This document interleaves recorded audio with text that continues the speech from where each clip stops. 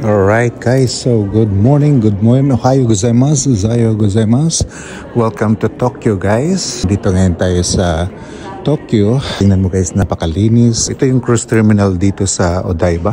Maswerte tayo ngayon guys kasi malapit lang talaga sa Odaiba guys. Yung Gundam, yung Gundams, kailangan talaga magdala tayo ng all the necessary paperworks.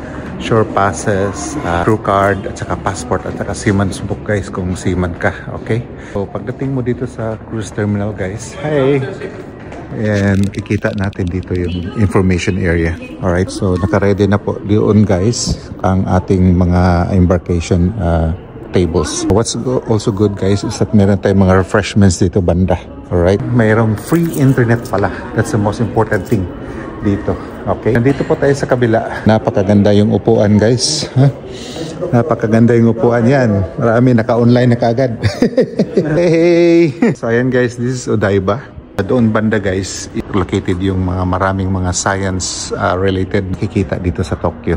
Alright, that's what we call Odaiba. Pag nandito kayo sa Tokyo, puntahan nyo talaga yung Odaiba kasi nandun yung Gundam. Alright, at saka Honda na robot at saka ano pa.